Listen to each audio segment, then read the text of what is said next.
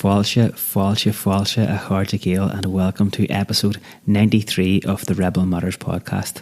I'm your host, Anla O'Carolan. Today's guest on the show is Tom Fowler, and the subject of today's episode is the Spy Cops scandal. Last November seen the beginning of the long-awaited public inquiry into undercover policing operations in England.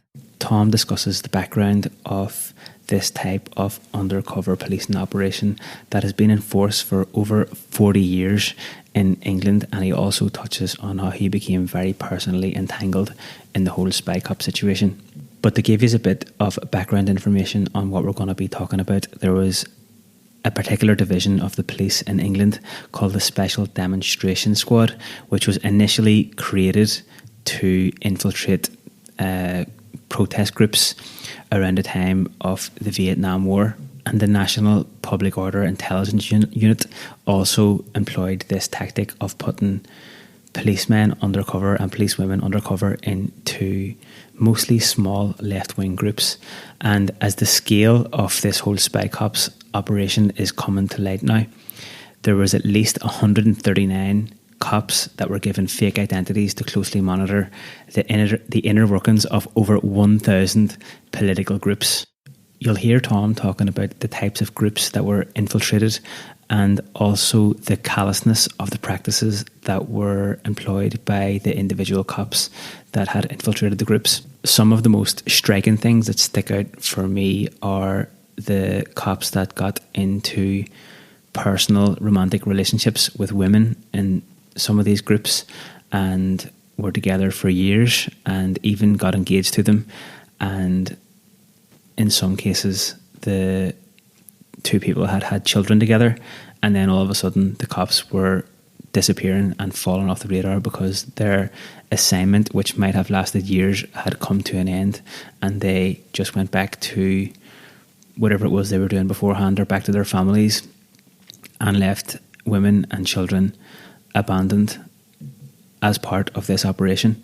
It's also come to light that some of the cops that infiltrated these small groups assumed the identities of dead children to make their stories more credible. One thing that I feel is very important to point out before we get stuck into the chat with Tom is that the Spy Cops weren't infiltrating groups that were involved in criminality or in violent behaviours. They were infiltrating small groups of civilians who were organising completely within the law, and even infiltrated Stephen Lawrence's family.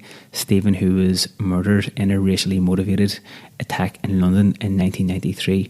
The Spy Cops embedded themselves into his family so that they could influence the direction that they were taking in terms of the demonstrations that were happening after Stephen's murder. From our perspective, it does seem like the whole Spy Cop scandal hasn't been getting the public attention that it really deserves. So it was great to have Tom on the podcast.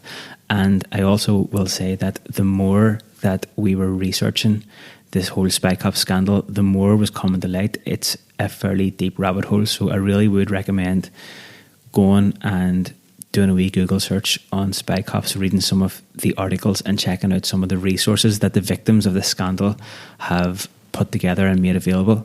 Tom has been tweeting on a regular basis on Spy Cop related news, and you can follow him on Twitter at Tom B. Fowler, and you can also go to spycops.co.uk for some further resources and information.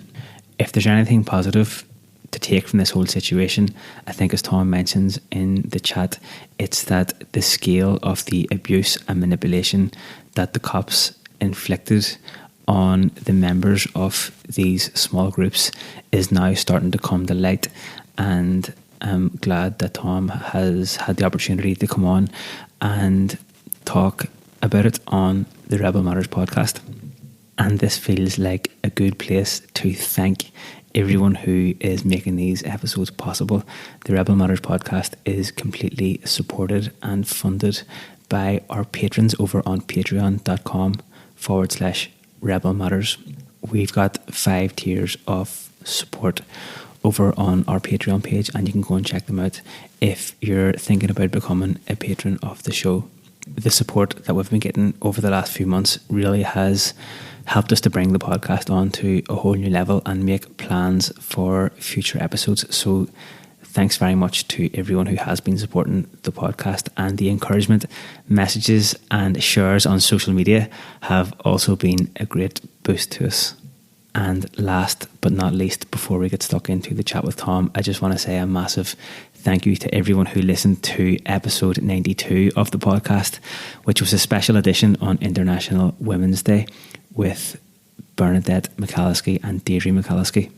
It was great for me to be a part of that conversation, and Vicky and myself are very grateful to Bernadette and Deirdre for coming on to the show, and we're delighted with the response that we got to that episode. So if you haven't already heard that one, I would really recommend going back and giving it a listen whenever you get the chance.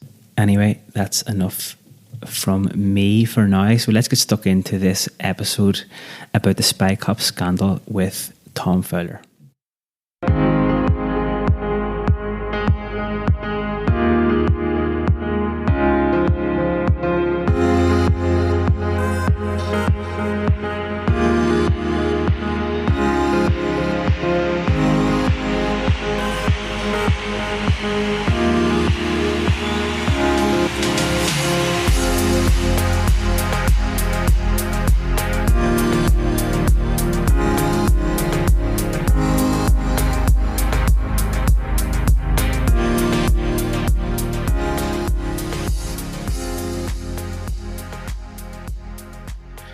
Thanks a million for coming on the show, first of all, Tom.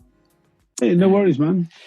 So we're going to be talking about the Spy Cops scandal and the inquiry that's after starting. And the first thing that I had in mind to ask you is, like, what are the basic things about the whole Spy Cop situation that someone should know about, or a good starting point for someone who's just hearing about it for the first time? So I guess, like, when we talk about Spy Cops, we're talking really about like two units of the British police, the Special Demonstration Squad and the National Public Order Intelligence Unit. But like, they're not MI5 or like, like a particularly specialist unit. They're just part of Special Branch. They're infiltrating protest groups. So these are the cops that are going after people for being involved in public order. It was set up in '68 as a response to the really large anti-Vietnam War demonstration in London. And these cops went out, they took the identity of dead children and infiltrated themselves into people's lives, generally through a relationship, which they would target someone within a political group who was vulnerable in some way to develop a relationship with them, and would usually deceive a woman to like a 3-4 year relationship, sexual relationship within the group before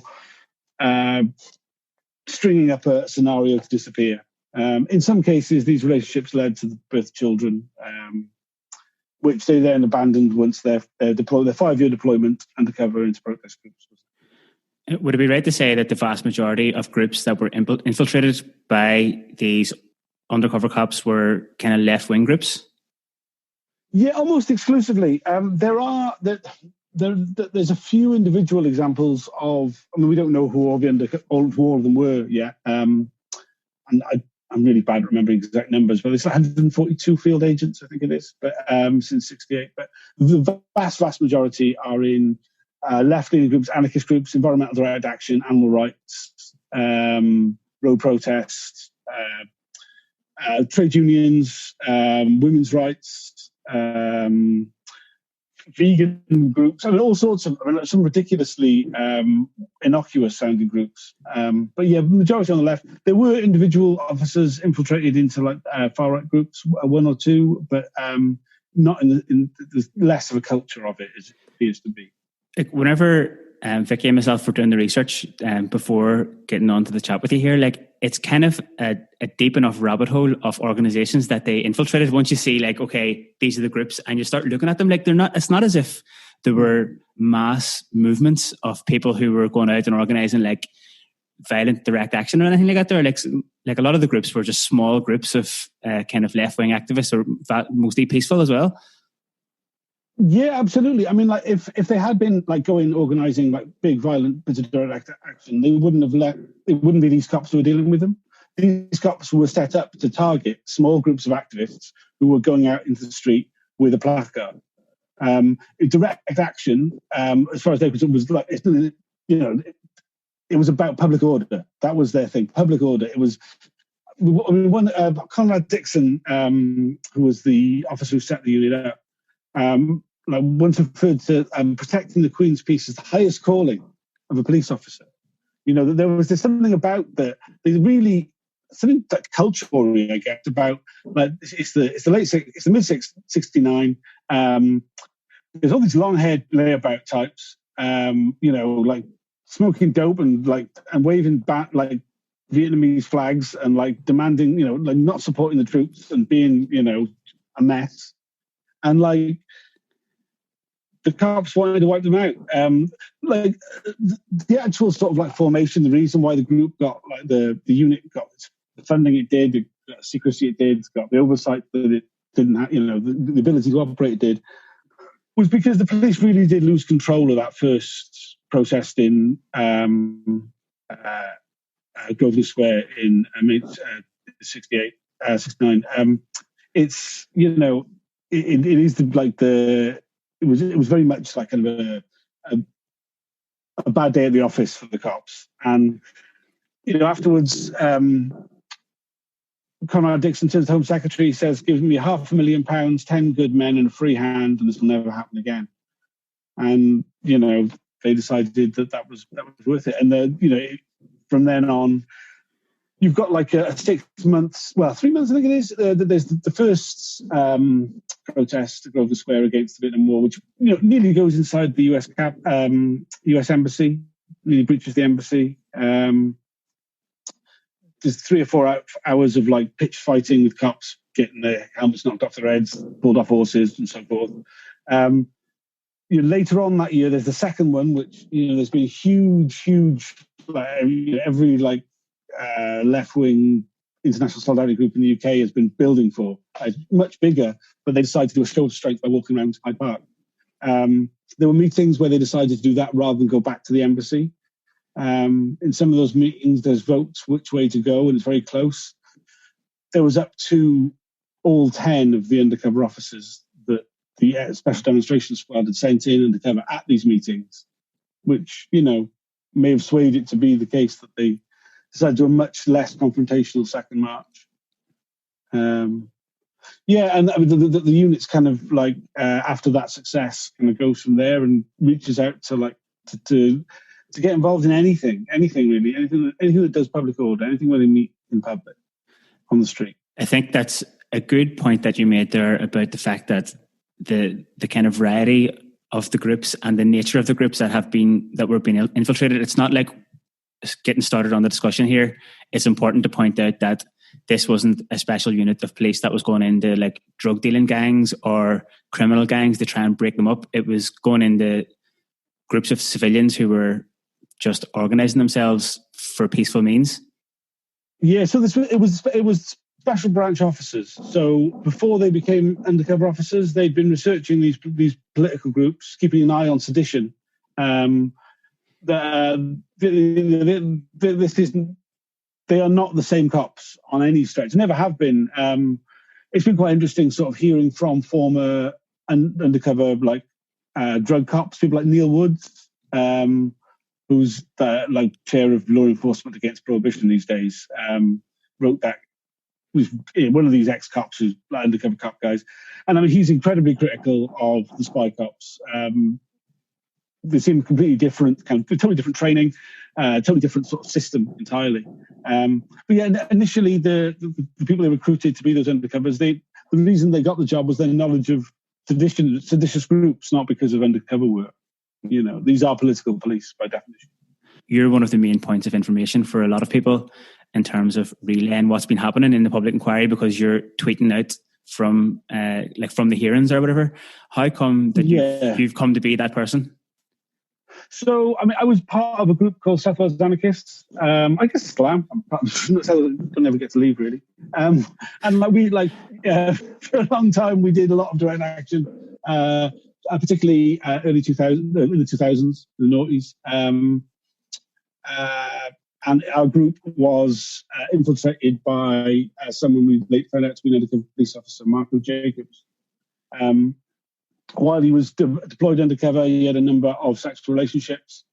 That led, after we were quite lucky when first Mark Kennedy was outed, who was an undercover officer who was infiltrating environmental direct action groups based out of Nottingham, who someone also knew, thought of as a friend. His unmasking kind of led to a series of events, really, where people who'd recently disappeared, who people had some concerns about. So there was another undercover officer, Lynn Watson, up in Leeds. And for us in South Wales with Marco, we, through fairly quickly, managed to confirm that they had been an undercover officer. He disappeared maybe like a year previously, a bit less than that. But so we were able to, whereas a lot of the other people who found out about undercover officers infiltrating their lives spent 10 years with everybody thinking they were mad. Kind of, they're going, I think this person was an undercover cop, they disappeared, I can't find any detail of them, I tried to track them down.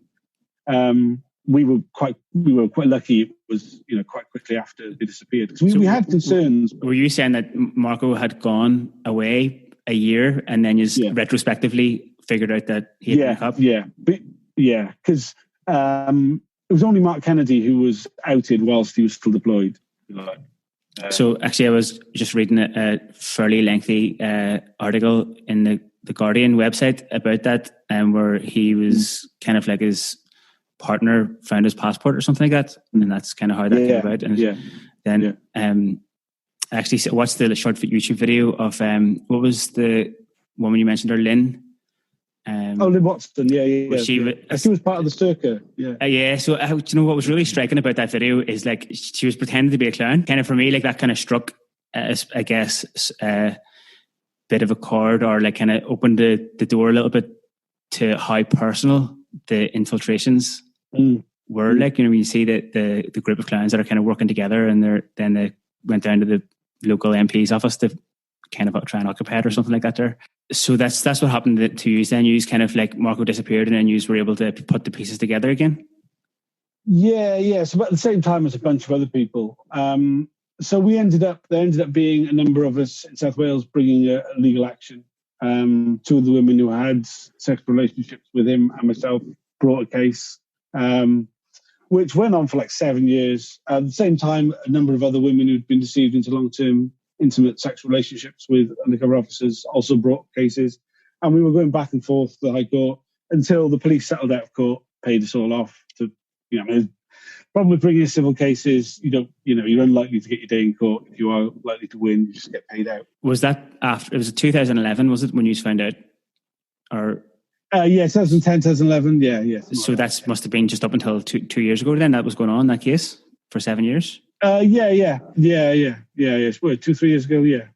And you see, like in broad terms, I know there's an inquiry that's just after starting in October last year now. That's a public inquiry, which we'll talk about.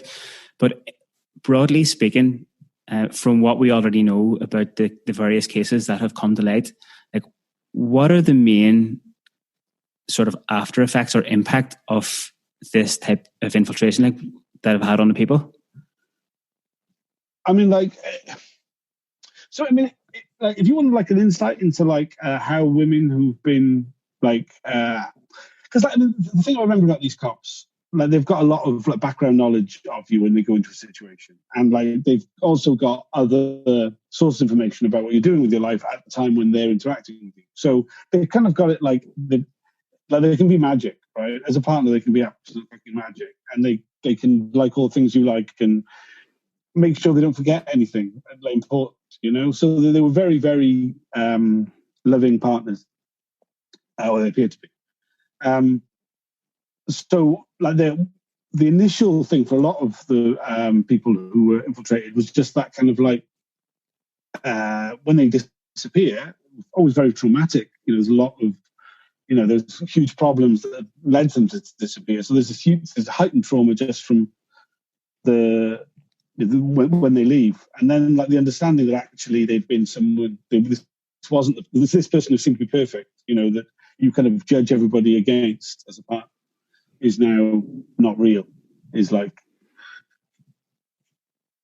Yeah, it's devastating, man. I mean, there's a really good podcast series, Bed of Lies, that tells the story of like discovering from the point of view of some of the women who were deceived by undercover cops, which I really recommend to anybody. I mean, a lot of the women are my good friends and comrades in all this, and like I'm not like saying anything. They are incredibly damaged by the experience, and it's had a remarkably significant impact on their lives, and what their lives look like now and are always going to look like, I guess, because of when these things happened in their lives, because of the knock-on effect of lack of trust. Some of these people don't have families that maybe they would have liked to have had. It sounds like a devious and stretched out form of like kind of catfishing and gaslighting, just to the extreme. Yeah, absolutely, yeah.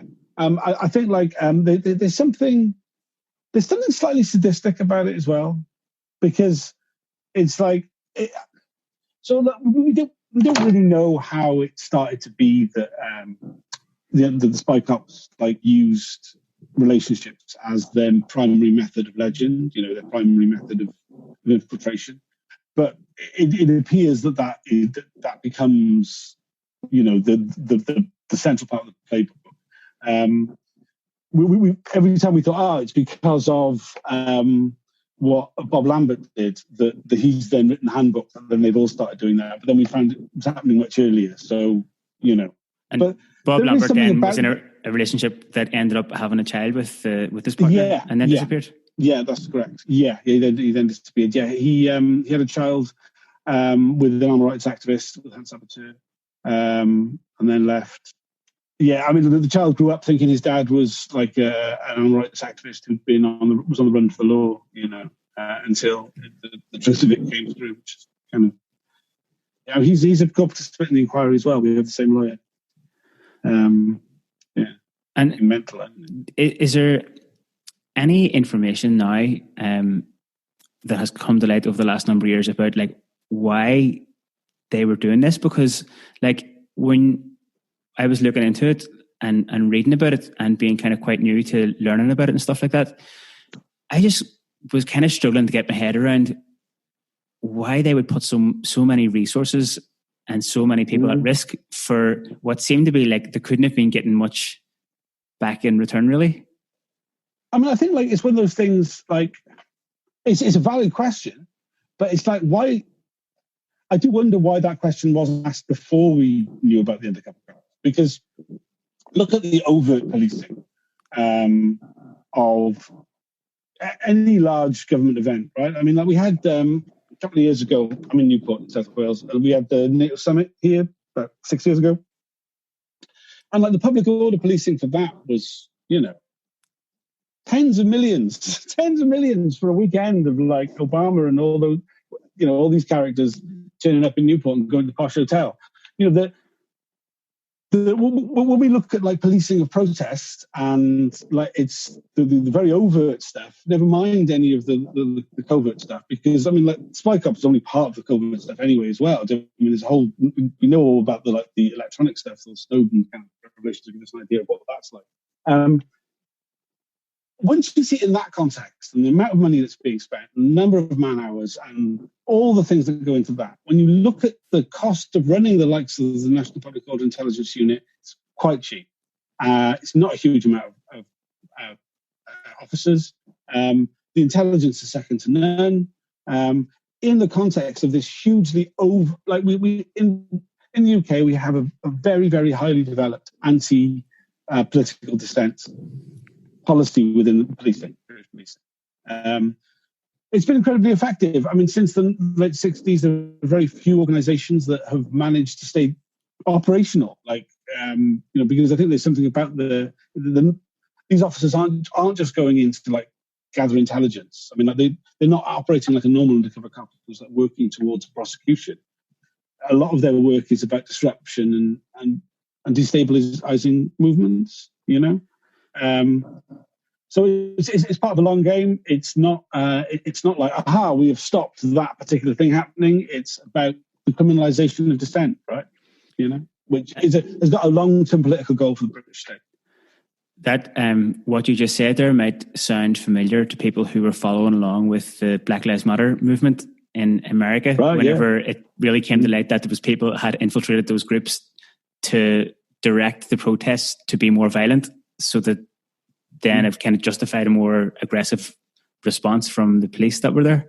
Like, I mean, I'm always wary of that, because I don't think police never really need extra justification. I mean, like, agent provocateur activity happened. It definitely happened. We know examples of it, but as often the police are doing the opposite. Because do you know what? Like, in a lot of those situations, like in America with the Black Lives Matter stuff, people have every fucking right to be incredibly violent about some of these things that were happening, right? And like, they didn't need any encouragement from Undercover Cop to like, go, actually, fuck this, we're going to fight back properly. It's kind of, I always think it's kind of a convenient sort of liberal thing to go like, well, the agent provocateurs pushed them to beat, like. I mean, my personal experience of undercover policing was not agent provocateur, quite the opposite. Quite like a de-escalation of not like, violence, but like kind of, we could do that thing. Yeah, it's a good campaign idea, but let's have another round now, like the night before, and like, so many like those kind of things rather than agent provocateur tactics. It really sounds like there's a very large element of kind of psychological abuse involved with this kind of infiltration. I was watching an interview that Mark Kennedy gave on Channel 4 earlier on, and he had been with his partner for 6 years before it came to light that he had been a cop. And I was sitting thinking, like, when I was watching the interview, I was thinking, like, did his ex-partner watch that and think, like, was there any shred of realness in that relationship, or was it all just like being a cop, reporting back and being on duty? And he said something that Jon Snow asked him a question, and then he specifically said, I was on duty 24 hours a day, 7 days a week. And I suppose that kind of, for me, kind of sums up the callousness of this type of infiltration, and how it's kind of like, it's so enmeshed with like human emotion and kind of psychological manipulation and stuff like that. Yeah, man, you'd go nuts, wouldn't you? Like 6 years of your life, man, 6 years. And it's like, like, I can't think of anybody I've been out with for like 6 years who I didn't feel that I fucking knew their soul a bit. Like, when you be with someone that long, you kind of know them, Do you know what I mean? Like, and then you don't know shit about them. Like, you never trust your gut instincts ever again. Like, whenever I was watching that interview, I was like, when Jon Snow asked that question, I was thinking in my head, right, he's going to say here, no, like, I did have feelings for the person I was with, and it did make, but and then he was like, no, I was on duty for 24 hours a day. I was like, wow, it's insane. And now, like, there's the inquiry that's after starting up in October 2020, I think, that it initially kind of kicked off. Finally started, finally, about the end of October, yeah. So what's the aspiration for that, like? Aspiration. I mean, like, I remember, like, before, when the inquiry was first called, which is like going back to like 2014 now, we had a fella from the Pat Finnegan Centre come up. We had a crime and justice studies crowd did like some conference, and a fella from the Pat Finnegan Centre came over, and he was like, "Oh, you've got this inquiry. The best thing that can come out of this inquiry is to get another inquiry, and the best thing that come out of that inquiry is another inquiry, and the best thing." And like, and so you might get something which gets somewhere, which starts something, but like, don't, aspirationally, don't expect much. Is that so? Are you talking about the Pat Finnegan Centre in Belfast? Yeah. Sorry. And I suppose, like, in Ireland now, we have now a long-standing history with kind of demanding inquiries, from like Bloody Sunday to Ballymurphy massacre, to the killing of Pat Finnegan, Rosemary Nelson.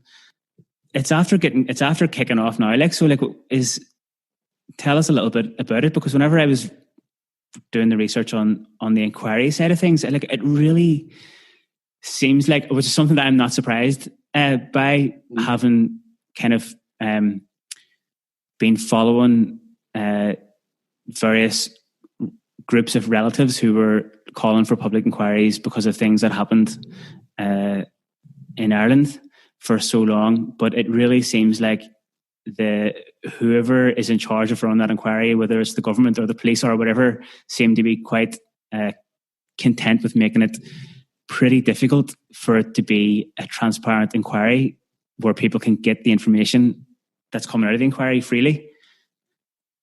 Yeah, I mean, I think so I think partially the problem is that, so the original chair was Sir Christopher Pitchford. He died and got replaced by Sir John Mitting. I mean, both of these are established. I mean, they're High Court judges. I mean, they're incredibly established people. But I think certainly the second chair, the current chair, is would not have been somebody you'd want in charge of something like this. I mean, I think it's worth saying that unlike all the other inquiries you listed there, this isn't about a single event. It's about a period of time that starts in 1969, and then kind of it was meant to come to an end when, around when the inquiry was called, but we've already know of activity that the undercover cops were doing after the inquiry was called. In 2014? I mean, 2015, yeah. There were things happening that are a public record already. So, it's very open-ended. The approach to it is very much centred around gaining evidence from individual officers, the surviving deployed officers. That in the last 6 years of waiting for the inquiry to happen, the police have done everything to get as much anonymity for their officers, to keep as many of them off the witness stand. And the judge the chair has been very understanding with any sort of, I don't want to give evidence because it would embarrass me amongst people I currently know now. People who knew what I used to do. So literally their anonymity is based on public embarrassment. The public inquiry, right, in broad terms, a public inquiry is supposed to be, say, to shed more light on something that has happened. And the police have, admitted that this was a thing. I was watching a video of a representative of one of the police forces or whatever giving a public apology. And so they're kind of saying, okay, this did happen and we're sorry that it happened. And then the public inquiry, the purpose of it is supposed to be to bring more things to light and give some sort of some process of kind of redress or closure for victims of the system. Would that be fair to say? Is that what a public inquiry is supposed to be? So, yeah, kind of. So it's got stated aims, but they're not necessarily about increasing the public understanding and knowledge of the secret state, unsurprisingly. It's very much about how did it come to be that what seemed to be the majority of members of this political policing unit were deceiving perfectly legal campaigners into intimate sexual relationships. Right. So,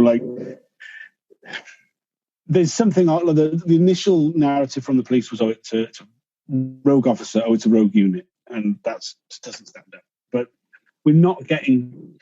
So, for example, one of the things that the chair has decided that he's not. Just the other day, we had a directions hearing. He decided that the inquiry would not be looking into the registry files. These are the files that Special Branch formulate on people. It's the one that everybody, the Special Branch builds on people. So the inquiry won't be looking at those because the intelligence for those files come from all over the place. It's not just from undercover cops. That could be from your phone being tapped. It could be from the fact that you're married to an informer. It could be all sorts of things. The fact that what this inquiry is about is the actions of the Special Demonstration Squad, the National Public Order Intelligence Unit. So it's something that's happening in a dark room, but they don't want the torch to go too far to the left or too far to the right. There's a very narrow line of things they want to look at. It's very notable when they interview former undercover cops after they've kind of gone through the initial things. It's did you have any relationships while you were undercover? was your identity formulated from that of a dead child? There's certain individual activities which have been deemed in the court of public opinion, because they hasn't happened anywhere else, unacceptable, right? There's something unacceptable about, because like it's not just stealing the name of a dead child; it's the full identity. You kind of go and stalk the parents to the dead child, see where they would have gone to school, the area, what the parents do for a living to add to your legend. That's you. That's who you become. And like that, there's something distasteful about that, right? We don't like it. People don't like it, but as it stands, they haven't broken any laws. Nobody's been charged with breaking any laws, right? So it's something distasteful, which like people want, like somebody to held account for. But like, how can it stop it from happening again? How will lessons be learned? That's what the inquiry is there to do, really, not to increase public understanding. Where does the element of closure and a kind of apology for victims come into play there? Is that a factor in the inquiry as well? No, I mean, like essentially, like the apology exists because a small group of very determined female activists took the Metropolitan Police to court for 7 years, and I think it was 6 years they got before that happened, and got an apology as part of a settlement. The police did that under duress. Like all things, you get what you fight for, right? You don't get it otherwise. There's never been like as much as there's been admission of wrongdoing. There's been no sense of guilt from the police. There's been no suggestion that they feel, oh gosh, all these terrible things happened. Let's get to the heart of it. Let's get to the truth of it and find out. That doesn't exist. It doesn't seem like there's been a realization that there needs to be some sort of standard or like code of conduct for like, okay, from now on, no getting into relationships whenever you're undercover, or from now on, no going undercover into peaceful like groups of civilians. Quite the opposite. I mean, I think like we've already had like former senior police officers going on the media saying that like the likes of XR are terrorists, right? I thought the Spy Cops bill, which just passed yesterday, man, it's really depressing. I mean, basically all this stuff's perfectly legal now. There's a legal footing for it. Quite the opposite. I mean, like, I think there was a window of opportunity, like when the inquiry was called, where there was a public discuss. But I think we've got to a point now where, certainly the leadership of the major political parties all believe that this kind of, because I mean, let's not forget, it was set up under a Labour government, the Undercover Policing units. And the current Labour leadership is quite comfortable with this sort of tactics. It's said so, that we need to put these things on a legal footing. So does the Spy Cops bill then make it more legal to be doing that kind of thing? Yeah. I mean, because it gives a legal. So up until now, everything was based under RIPA, the Regulatory Investigative Powers Act, which gave covert human intelligence sources certain levels of authorization. But it doesn't mean you break the law. Whereas this legislation now specifically says, as long as you get an authorization, which would be fairly low. Like one thing that struck me is it's not making like mainstream headline news the way that I thought, okay, I'm going to put Spy Cops into Google here and it's also going to come up. But then I'm reading articles from 5-6 years ago that are on the first page. And the more kind of read about the nature of the inquiry, I was thinking like, is it because of the way the inquiry is being conducted? Is that why the media hasn't been picking it up as much? Or is there something else? And I guess I wanted to ask you about that as well, because you've been in the inquiry and you've been tweeting out pieces of information as you were getting them. But what way is the inquiry being carried out? So I mean, I think like there's definitely there's a deficit of news coverage, right? There's a huge like problem generally, I would say, like in like coverage of anything to do with policing. There's a very small number of journalists who cover this sort of stuff. Specifically when it comes to Undercover Policing, Rob Evans at The Guardian, who wrote the book Undercover with Paul Lewis, back when we broke the story in the first place, has been fantastic and has been following the story all the way through, and that's great. There isn't anybody else who's been doing the same thing at any other media institution. I mean, like Channel 4 News, Simon Israel, was mostly retired now, has been following the story through. There's a guy at the BBC, Dominic Cancini. There's a few other journalists who follow it, but for the most part, it's just there's just not the resources put on what is a fairly complex story. That's quite a long thread. I mean, like, if you haven't been following the story for a while, it's quite shocking to catch up with. But like, I think like we've got such a burnout now, right? Of like kind of horrific things, right? Do you know what I mean? It's like, yeah, the cops kind of were doing this stuff. It's like, well, of course they were. Do you know what I mean? It's like, well, I mean, like, there's so many horrific things that happen in British society. That like this doesn't figure as that big. I mean, like, it's awful. Everybody knows it's awful, but like, there's a media sort of burnout of like kind of interest in it. There's only so many times you can say that they stole their children's identities, deceived women in long-term relationships, had children with them, disappeared. I mean, it's the same story again and again. You get a new version of it, you know. And they turns out they're now a Tory councillor, they're now a police and crime commissioner, they're now, you know, they've gone on to do they're now like a tenured professor at the university. What they've gone on to do, what the spy cops did next, you know, speaks volumes about who these people are. What's it been like for you having this kind of constant thing in your life there for the last 11 years or so, or something like that? Or?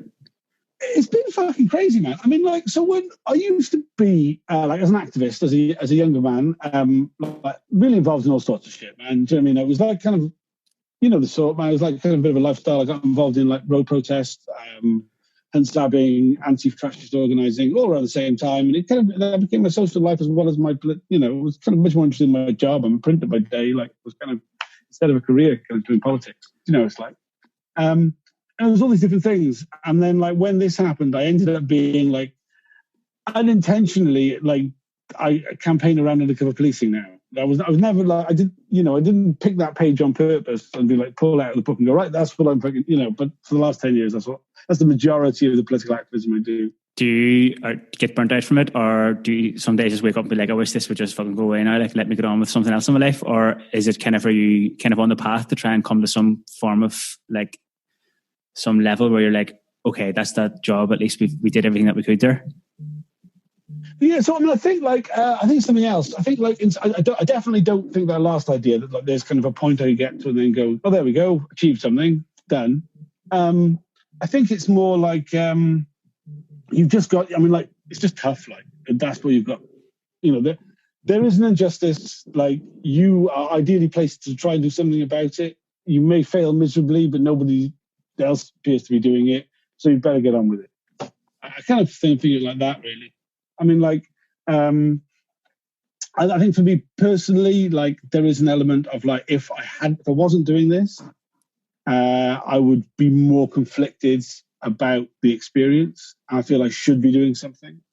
I've got a lot of friends who had, you know, were very traumatized by the experience of being infiltrated, who haven't campaigned about it over the last 10 years.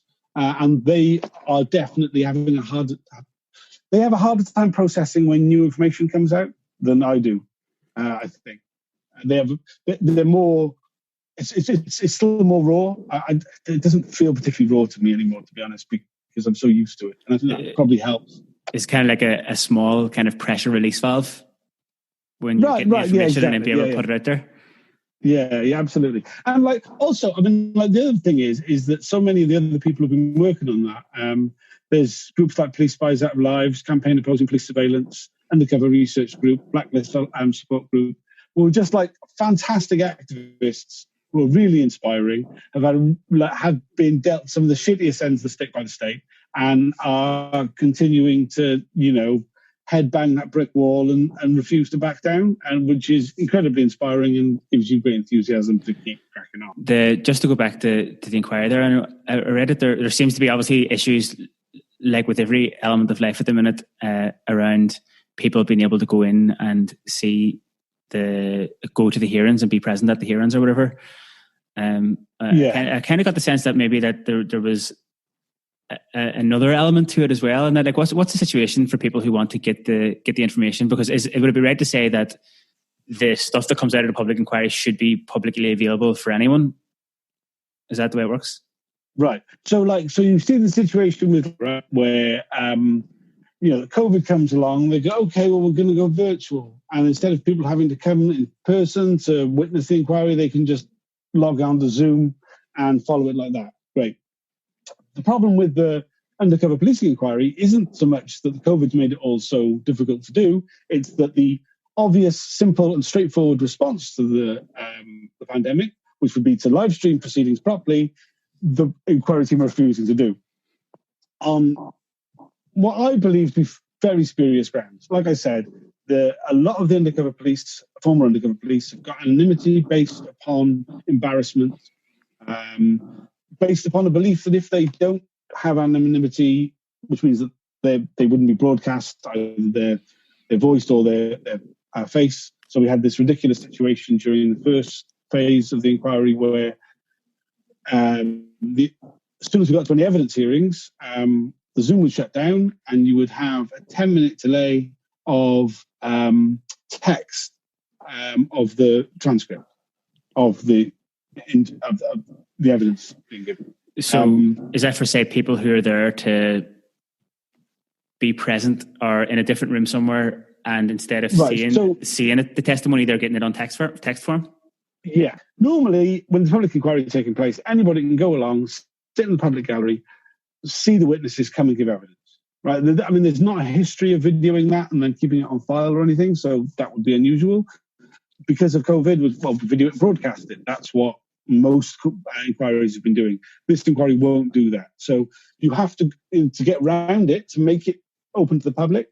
They had a viewing room, so we were able to go down to a very posh hotel by the centre of London in the middle of the lockdown. Ridiculous situation. I travelled down from South Wales to go and sit in a posh hotel and watch a video feed of the undercover cop who's in another place again, giving evidence, which the only way I could actually see him is by doing that. Otherwise, all I would get is this text feed. Which, I'm not being funny, because of the nature of these things, you lose a great deal from just getting the text feed.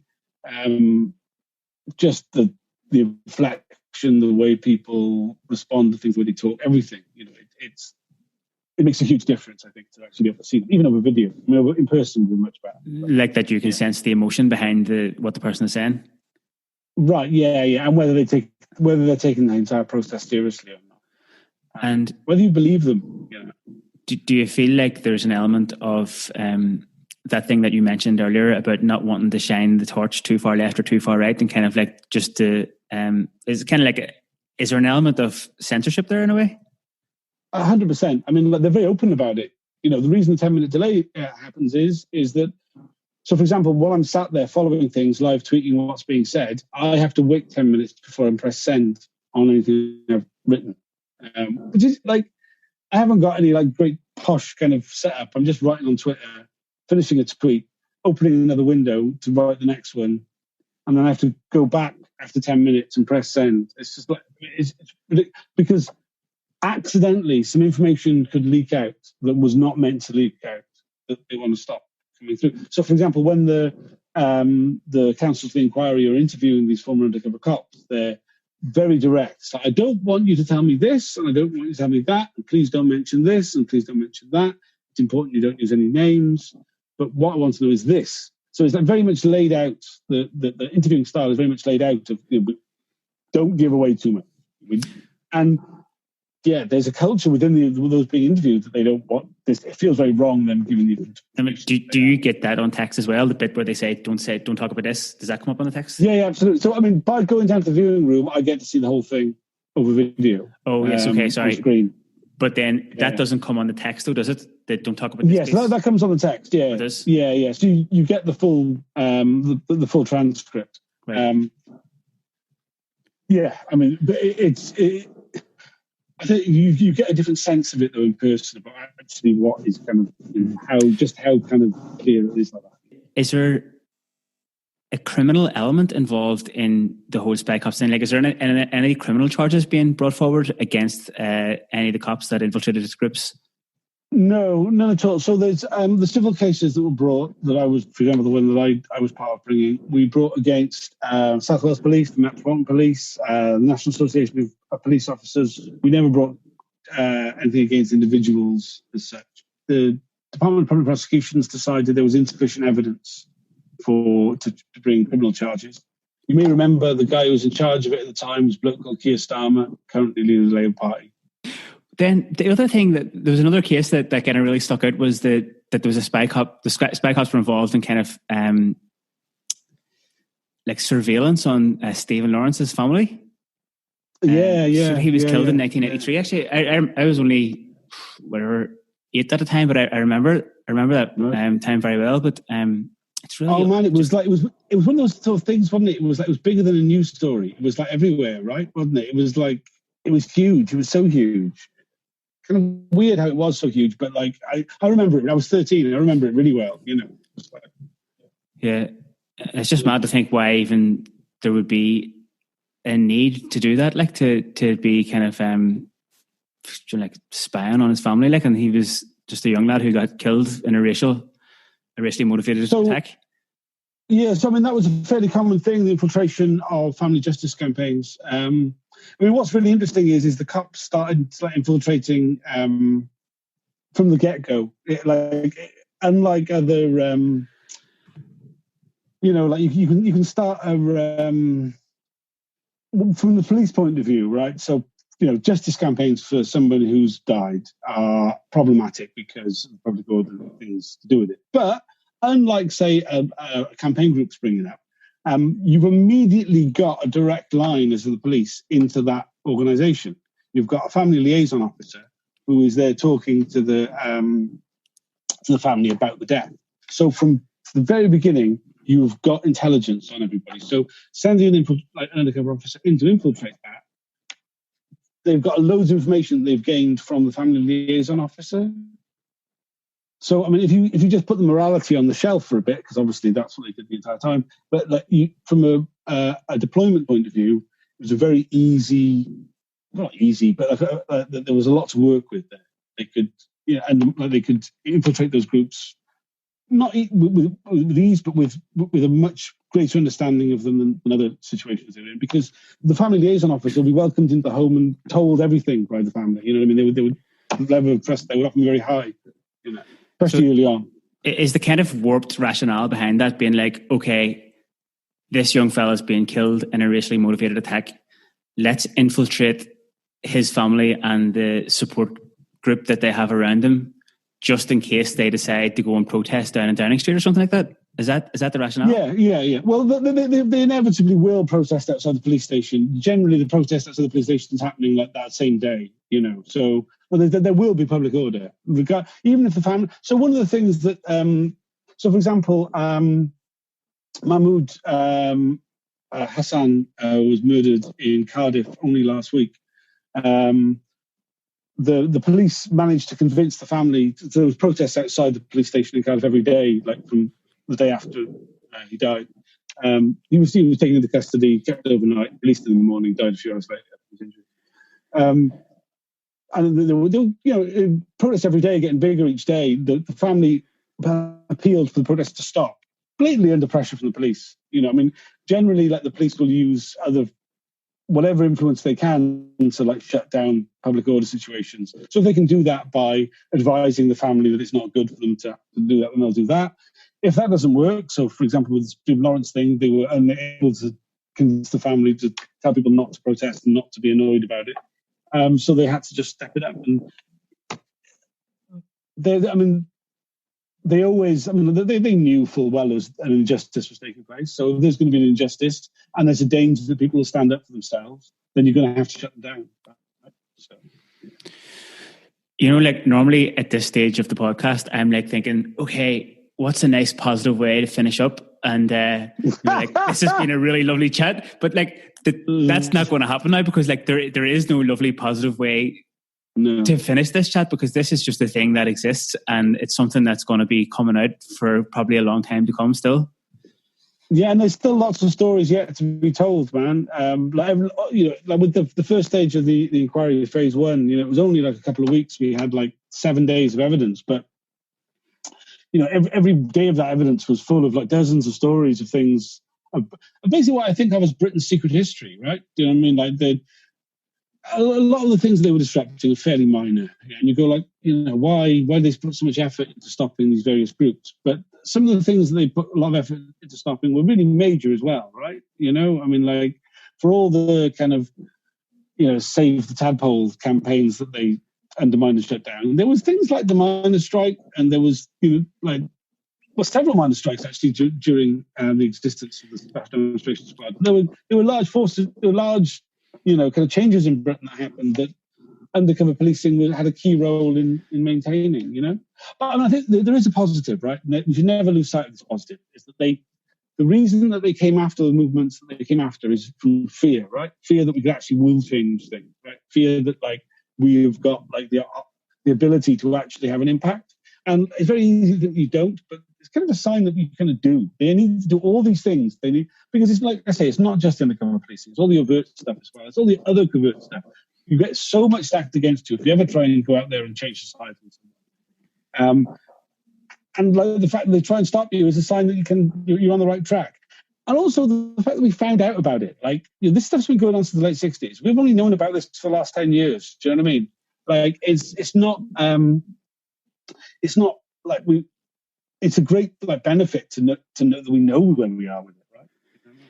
And sorry, you mentioned a point there that maybe is really worth highlighting, that thing about the bigger groups and the things that the cops and stuff were working to stop and to trying to stymie the efforts of large scale movements like the miners' strikes and stuff like that there. So on the face of it, what we're looking at there is the police force, which is supposed to be apolitical, protecting the interests of private industry, which is probably a whole other podcast that we can do. But it's really important to bring that in, like as you did, and add that into the list of things that were so wrong about this, on top of all of the psychological manipulation and personal infiltration and stuff like that. So, what is a good way for people to? I think I know the answer to this already, but what's a good way for people to keep track of what's happening in the inquiry? I mean, you follow me on Twitter, man. If you want, like, I mean, it's all I fucking talk about on there. I won't bore you with like. I mean, I might occasionally, if Newport Rugby is doing well, I might mention it, but most part, it's about undercover policing. Yeah, Tom Fowler on Twitter, but generally, so I run a website, spycops.info, which is nice, easy. If you look up Spy Cops as a hashtag anywhere, there's new information coming out all the time. Try and collate it on spycops.info. There's a number of campaign groups like Police Spies Out of Lives. Their website is that.org.uk. There's the campaign, I shit you not, the Campaign Opposing Police Surveillance, all long form out.org. That's not, I mean, like spycops.info. You'll remember that one. Yeah, Spy Cops. Just look up Spy Cops, you'll find it. Sweet. Tom, thanks a million for your time today and for the chats. Hey man, it's been fun. This episode of the Rebel Matters podcast was presented by me, Anna O'Carolan, and produced by Vicky Langan. The Rebel Matters podcast is 100% funded by our followers over on Patreon, and we are very grateful for that support. If you'd like to become a patron, then you can find us on www.patreon.com/Rebel Matters, where you can see the various tiers of support that you can choose from. Every single bit of support that we get here at the Rebel Matters podcast means a lot to us and really does help to keep the show on the road. Anyway, that's all from me this week. So, Gajian Kedarella Akarja, Slan Gafoil, Agus Kenny Fury.